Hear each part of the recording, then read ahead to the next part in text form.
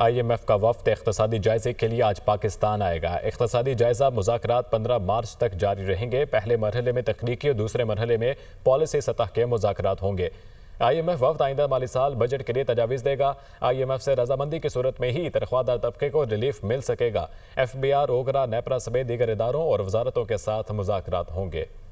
IMF का वफ्द इक़्तिसादी जायजे के लिए आज पाकिस्तान आएगा। इक़्तिसादी जायजा मुज़ाकरात 15 मार्च तक जारी रहेंगे। पहले मरहले में तकनीकी और दूसरे मरहले में पॉलिसी सतह के मुज़ाकरात होंगे।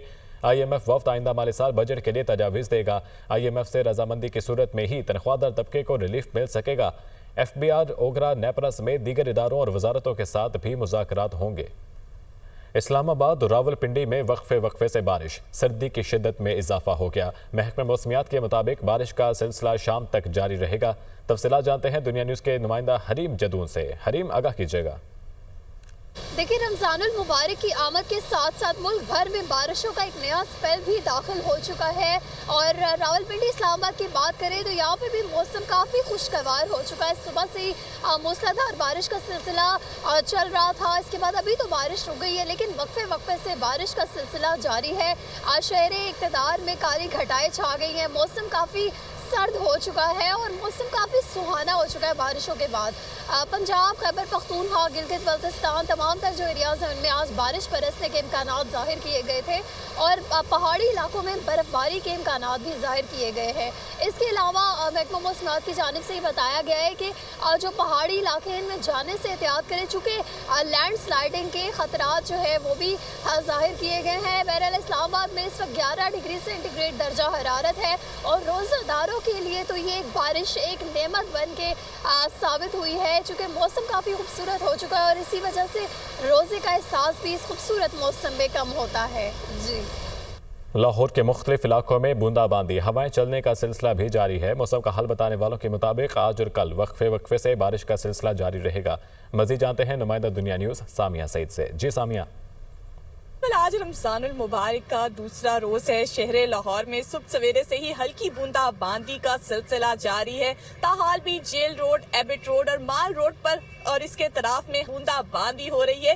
सर्दी की शिद्दत में भी आज इजाफा रिकॉर्ड किया जा रहा है और रोजेदारों के जो चेहरे हैं वो भी खुशी से खिलखिला उठे हैं। अलबत्ता अगर बात की जाए दर्जा हरारत के हवाले से तो आज कम से कम दर्जा हरारत 11 डिग्री सेंटीग्रेड, जबकि ज्यादा से ज्यादा दर्जा हरारत 21 डिग्री सेंटीग्रेड तक जाने का इम्कान है। महकमा मौसमियात की जानिब से भी बताया जा रहा है कि रमजानुल मुबारक का पहला अशरा जो है वो खुशगवार ही गुजरेगा। अलबत्ता 15 रमजानुल मुबारक के बाद से जो है वो दर्जा हरारत में इजाफा रिकॉर्ड किया जाएगा। तो आज दिन भर जो है वो बारिश बरसने का सिलसिला जारी रहेगा। महकमा मौसमियात के दादोशुमार के मुताबिक आज हवा की जो रफ्तार है वो 8 किलोमीटर फी घंटा के हिसाब से रिकॉर्ड की जा रही है और सर्दी की शिद्दत में भी बाहर इजाफा हो गया है। जी, खैबर पख्तूनख्वा के मुख्तलिफ अजला में बारिश का सिलसिला जारी है। सर्दी की शिद्दत में इजाफा हो गया। महकमा मौसमियात के मुताबिक खैबर पख्तूनख्वा के पहाड़ी इलाकों में बर्फबारी का इम्कान है।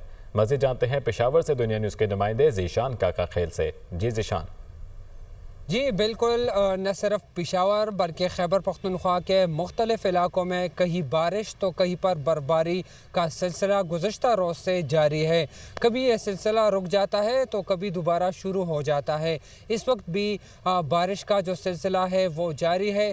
बारिश और बर्फबारी के बाद जो है मौसम काफ़ी ज़्यादा सर्द हो गया है, जिससे रोज़ादार भी काफ़ी ज़्यादा खुश दिखाई दे रहे हैं। महकमा मौसमियात के मुताबिक आने वाले 24 घंटों के दौरान इसी तरह वक्फे से बारिश और बर्फबारी का सिलसिला जो है वो जारी रहेगा। चतराल, स्वात, गलियात और दीगर इलाकों में बर्फबारी हो रही है, जिसकी वजह से पहाड़ों ने सफ़ेद चादर जो है वो ओढ़ लिया है, जबकि जो मैदानी इलाके हैं पेशावर, नौशहरा, सवाबी, चरसदा और दीगर इलाके वहाँ पर गुज़श्ता सबसे बारिश हो रही है। कभी ये बारिश तेज़ हो जाती है तो कभी आहिस्ता हो जाती है। इस वक्त पेशावर में भी बारिश हो रही है और रोज़ादार काफ़ी ज़्यादा खुश दिखाई दे रहे हैं। जी, ATC इस्लामाबाद ने PTI के 56 वर्कर्स की जमानत बाद अज गिरफ्तारी की दरख्वास्त मंजूर कर ली। इंसदाद दहशतगर्दी अदालत के जज अबुल हसना जुल्करनैन ने फैसला सुनाया। तफसीलात लेंगे रिजवान काजी हमारे साथ मौजूद हैं। रिजवान, आगाह कीजिएगा। इस्लामाबाद की इंसदाद दहशतगर्दी अदालत में 26 नवंबर एहतजाज पर गिरफ्तार PTI के 56 कारकुनान की जमानत बाद गिरफ्तारी की दरख्वास्तें मंजूर कर दी हैं। आज इंसदाद दहशतगर्दी अदालत के जज अबुल हसन जुल्करनैन की अदालत में समाअत हुई है और दरख्वास्त जमानत पर समाअत के दौरान दलाइल मुकम्मल होने के बाद अदालत ने तमाम वर्कर्स की की जमानत बाद गिरफ्तारी की दरख्वास्तें मंजूर करने का हुक्म सुना दिया है। पीटीआई की जानब से एक सरदार मसरूफ एडवोकेट अदालत में पेश हुए और इन कारकुनान के खिलाफ थाना तरनौल और कोसार में मुख्तलिफ मुकदमा दर्ज हैं। जी ठीक है रिजवान, बहुत शुक्रिया आपका। वज़ीर-ए-आज़म शहबाज शरीफ और बिलावल भुट्टो के दरमियान मुलाकात मनसूख। बिलावल भुट्टो ने मसरूफियात के बायस इस्लामाबाद जाने का प्रोग्राम मौखर किया। बिलावल भुट्टो कल इस्लामाबाद जाएंगे। तफसीलात लेंगे यासिर मलिक से। यासिर, आगाह कीजिएगा।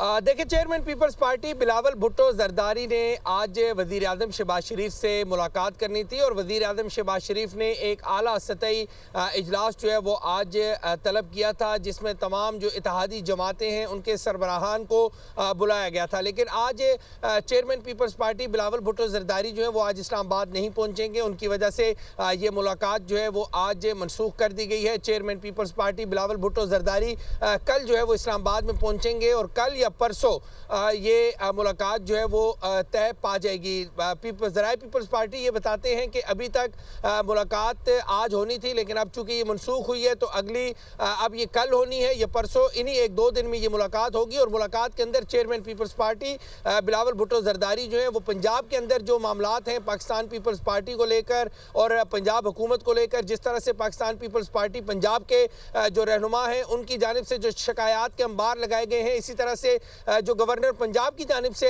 Chairman Peoples Party Bilawal Bhutto Zardari को जो शिकायत लगाई गई हैं वो वज़ीर आज़म शहबाज शरीफ के सामने रखेंगे। और पीपल्स पार्टी इससे पहले भी मुतअद्दिद बार अपनी शिकायत जो है वो हुकूमत के सामने रख चुकी है, लेकिन उसका अजाला जो है वो नहीं किया जा सका। और जब लास्ट टाइम CEC का इजलास हुआ था, सेंट्रल एग्जीक्यूटिव कमेटी का, तो उसमें यह फैसला किया गया था कि अब तमाम तर मामलात जो हैं वो सदर मुमलिकत आसिफ अली जरदारी देखेंगे और वो खुद बात करेंगे वज़ीर आज़म शहबाज शरीफ से। लेकिन एक दफ़ा फिर से बिलावल भुट्टो जरदारी जो कि मुलाकात करने जा रहे हैं वज़ीर आज़म शहबाज शरीफ से, जो आज होनी थी मनसूख हो गई है। अब ये मुलाकात कल या परसों में तय पा जाएगी और इस मुलाकात के अंदर जो तमाम तर जो रहनुमा है पाकिस्तान पीपल्स पार्टी के, उनके जो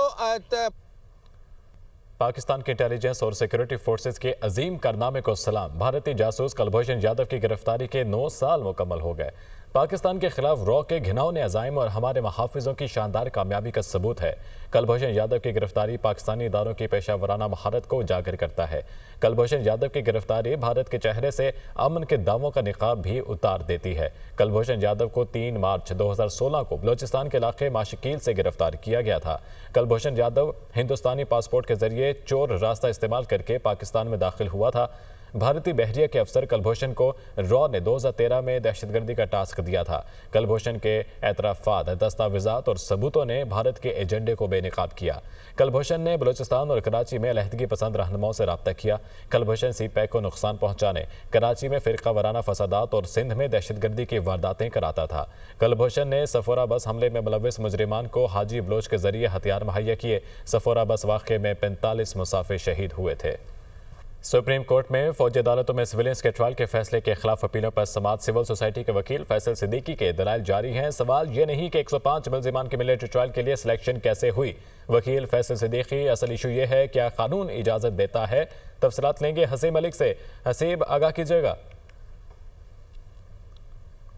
देखिए, ये फौजी अदालतों में सिविलियंस के ट्रायल के फैसले के खिलाफ अपीलों पर समात का सिलसिला जो है वो जारी है। आईनी बेंच का 7 रुकनी ये बेंच है जो कि समात कर रहा है और आज सिविल सोसाइटी के वकील जो हैं फैसल सिद्दीकी, उनकी जानिब से दलाइल का जो सिलसिला है वो भी जारी है। फैसल सिद्दीकी की जानिब से जो पॉइंट उठाया गया, उनकी जानिब से ये कहा गया कि सवाल ये नहीं कि 105 मुल्जिमान का मिलिट्री ट्रायल के लिए सिलेक्शन कैसे हुई। असल सवाल जो है वो ये है कि क्या कानून इस चीज़ की इजाज़त देता है, जिसके ऊपर जस्टिस अमीनुद्दीन खान की जानिब से इस्तफसार किया गया कि क्या आपने आर्मी एक्ट का सेक्शन 94 को चैलेंज किया हुआ है, जिसके ऊपर फैसल सिद्दीकी की जानिब से अदालत को बताया गया कि बिल्कुल जो मैंने दरख्वास्त दायर की है उसके अंदर आर्टिकल 94 को जो है वो चैलेंज किया है। और फैसल सिद्दीकी का ये भी कहना था कि मुल्जिमान की मिलिट्री हवालगी का फ़ैसला करने वाले अफसर के इख्तियारात जो हैं वो लामहदूद हैं और इस मुल्क में वज़ीर आज़म का इख्तियार भी लामहदूद नहीं है, जबकि जो अफसर ऑर्डर है उसको लामहदूद इख्तियार कैसे दिया जा सकता है। इसको सबसे पहले इसको जो है वो चीज़ों को सेट करना होगा, क्योंकि अगर हम अपनी 60 साल हिस्ट्री को देखें तो इससे पहले कभी भी इस चीज़ के ऊपर जो है वो मामला नहीं आया और इस चीज़ को सेटल डाउन नहीं किया गया, जिसकी वजह से ये आज भी इशू इस वक्त अदालत के सामने है। जस्टिस हसन अजहर रिजवी की जानिब से सवाल उठाया गया कि क्या ये जो 105 मुलजिमान को मिलिट्री कोर्ट्स के हवाले किया गया, मिलिट्री ट्रायल के हवाले किया गया, तो क्या ऐसा तो नहीं कि पुलिस से पहले जो है उनकी जानिब से तफ्तीश मुकम्मल कर ली गई हो और उसमें कोई सबूत उनके सामने आए हों। तो उसके ऊपर भी फैसल सदीकी जो थे उनकी जानिब से ये रिमार्क्स दिए गए, ये जो है पॉइंट उठाया गया कि फिर भी ये इख्तियार नहीं है कि जो उसमें से पिक एंड चूज़ कर सके कोई भी ऑफिसर। तो इस वक्त भी जो दलाइल का जो सिलसिला है, जो कि सिविल सोसाइटी के वकील फैसल सदीकी हैं, उनकी जानिब से दलाइल का सिलसिला इस वक्त भी जारी है। ठीक है हसीब, बहुत शुक्रिया आपका।